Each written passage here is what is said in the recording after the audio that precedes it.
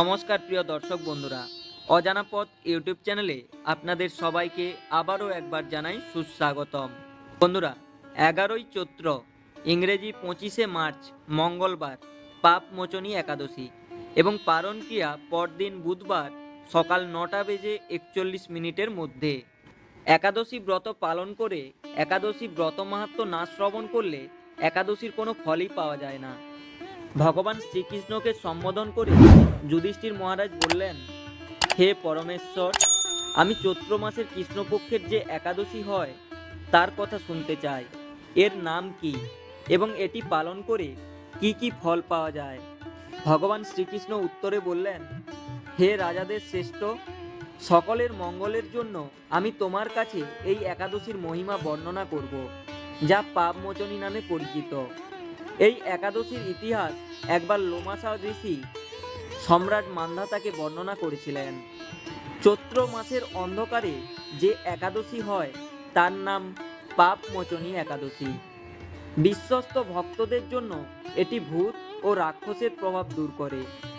এই একাদশী জীবনের 8টি সিদ্ধি প্রদান করে, সকল ধরনের বাসনা পূরণ করে এবং সকল পাপ পুণ্য প্রতিক্রিয়া থেকে জীবনকে পবিত্র করে। এবার দয়া করে এই একাদশী এবং গন্ধর্বদের প্রধান চিত্ররথ সম্পর্কে একটি ঐতিহাসিক বিবরণ শুনুন। বসন্ত ঋতুতে স্বর্গীয় নৃত্যশিল্পীদের সাথে চিত্ররথ একবার বিভিন্ন ধরনের ফুলসহ একটি সুন্দর বনে এসেছিলেন। সেখানে তিনি এবং মেয়েরা গন্ধর্ব এবং অনেক কিন্নরের সাথে যোগ দিয়েছিলেন। স্বর্গরাজ ভগবান ইন্দ্রের সাথে, যিনি সেখানে দর্শন উপভোগ করছিলেন। অনেক ঋষিরাও উপস্থিত ছিলেন এবং তপস্যা করছিলেন। চৈত্র এবং বৈশাখ মাসে দেবতারা এই স্বর্গীয় উদ্যান পরিদর্শন করতেন, বিশেষভাবে উপভোগ করতেন।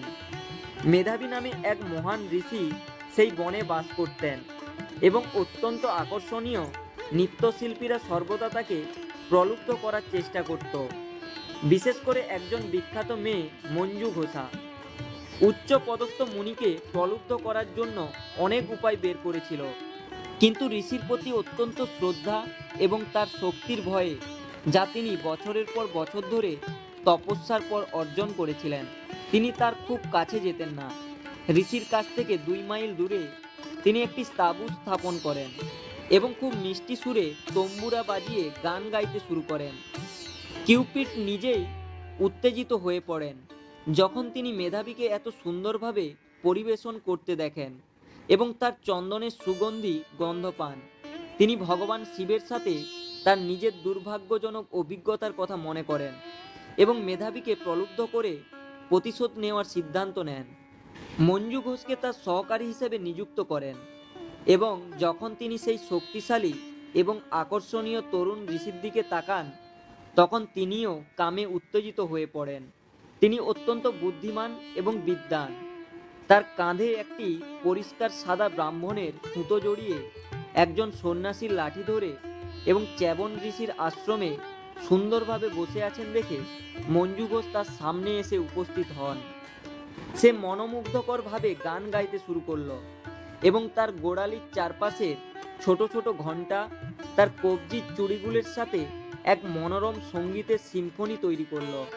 মেধাবী মুগ্ধ হয়ে গেল। সে বুঝতে পারল যে এই সুন্দরী যুবতী তার সাথে মিলন কামনা করছে এবং সেই মুহূর্তে কিউপিড তার স্বাদ, স্পর্শ, দৃষ্টি, গন্ধ এবং শব্দের শক্তিশালী অস্ত্রগুলি ছেড়ে দিয়ে মঞ্জু ঘোষের প্রতি তার আকর্ষণ বাড়িয়ে দিল। মঞ্জু ঘোষা ধীরে ধীরে মেধাবীর কাছে এসে ঋষিকে তার বাহুতে জড়িয়ে ধরল। মোহিত হয়ে মেধাবী তার ধ্যান ত্যাগ করে তার সাথে খেলাধুলা করার সিদ্ধান্ত নিল এবং সাথে সাথে তার হৃদয় ও মনের পবিত্রতা তাকে ছেড়ে চলে গেল। রাত ও দিনের পার্থক্য ভুলে গেল। সে তার সাথে দীর্ঘ সময় ধরে খেলাধুলা করতে চলে গেল। তরুণ যোগীর পবিত্রতা মারাত্মকভাবে খনন হয়েছে দেখে মঞ্জু ঘোষ তাকে ত্যাগ করে বাড়িতে ফিরে যাওয়ার সিদ্ধান্ত নেন। তিনি বললেন, হে মহাপুরুষ, দয়া করে আমাকে বাড়ি ফিরে যাওয়ার অনুমতি দিন।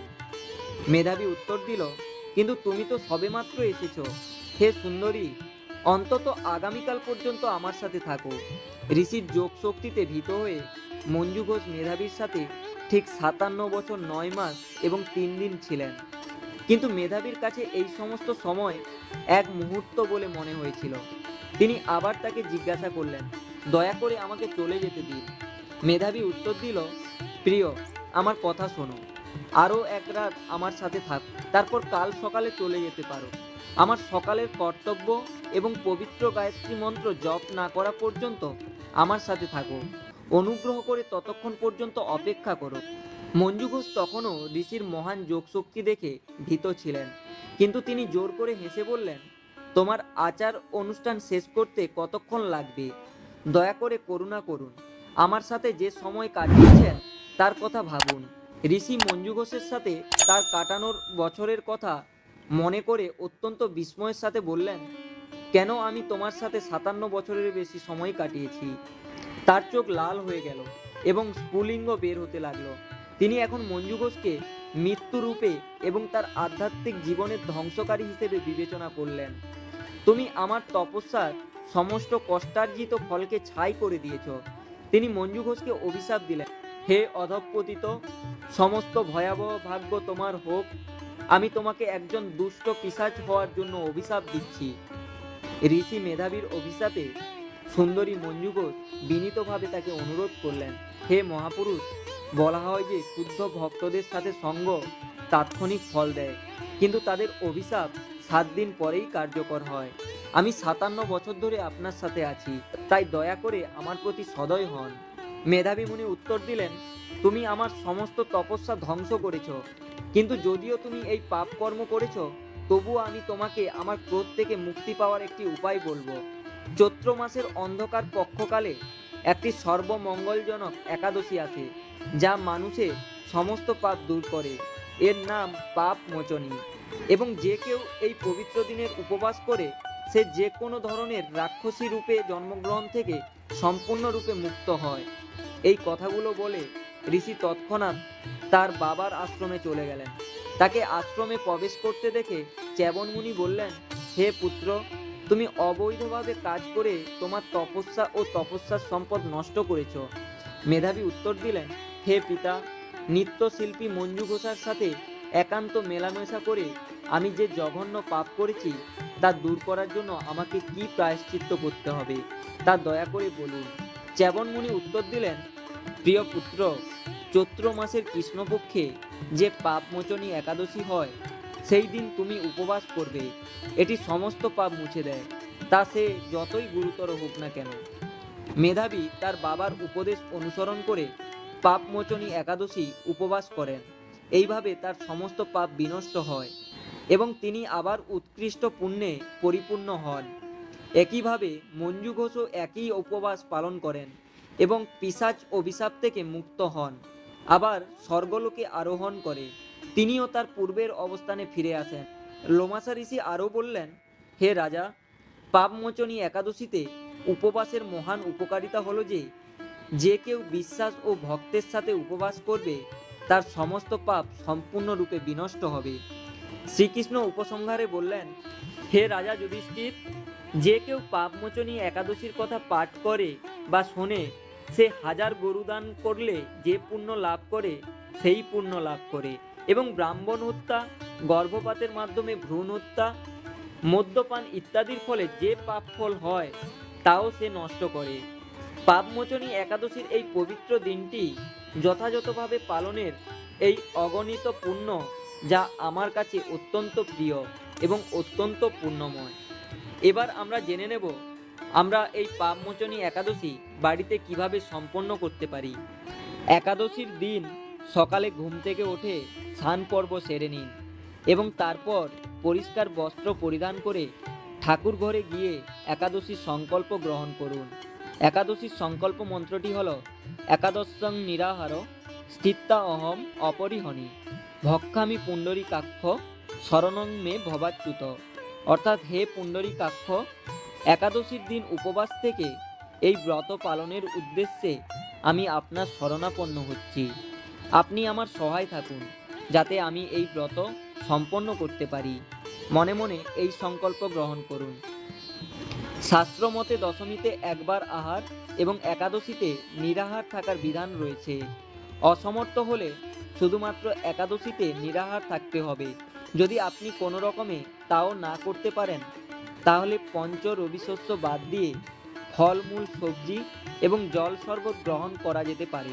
পঞ্চ রবিশস্য অর্থাৎ চাল বা গম জাতীয় কোনো খাবার, ডাল এবং সরিষার তেল একাদশীর পরদিন পারণের সময় যে নির্দিষ্ট থাকে তার মধ্যে পারণ সম্পন্ন করা অবশ্যই কর্তব্য, না হলে একাদশীর কোনো ফলই পাওয়া যায় না। পারণের সময় পঞ্চ রবিশস্য দিয়ে ভোগ নিবেদন করার পর পারণ মন্ত্র উচ্চারণ করুন এবং সেই ভোগ গ্রহণ করে উপবাস ভঙ্গ করুন। পারণ মন্ত্রটি হল ওম অজ্ঞানতিমিরান্ধস্য ব্রতে না নেব কেশব প্রসিদ সুমুখ নাথ জ্ঞান দৃষ্টি প্রদভব। অর্থাৎ, হে কেশব, আমি অজ্ঞানরূপ অন্ধকারে নিমজ্জিত হয়ে আছি। হে নাথ, এই ব্রত দ্বারা আমার প্রতি প্রসন্ন হয়ে আমাকে জ্ঞানচক্ষু প্রদান করুন। একাদশীর ব্রত পালনের প্রকৃত উদ্দেশ্য কেবল উপবাস করা নয়, নিরন্তর শ্রী ভগবানের নাম স্মরণ, মনন ও শ্রবণ কীর্তনের মাধ্যমে একাদশীর দিন অতিবাহিত করতে হয়। এই দিন যে কোনো প্রকারে পরনিন্দা, মিথ্যা ভাষণ, রাগ ইত্যাদি পরিহার করবেন এবং আনন্দের সাথে একাদশী ব্রত পালন করুন।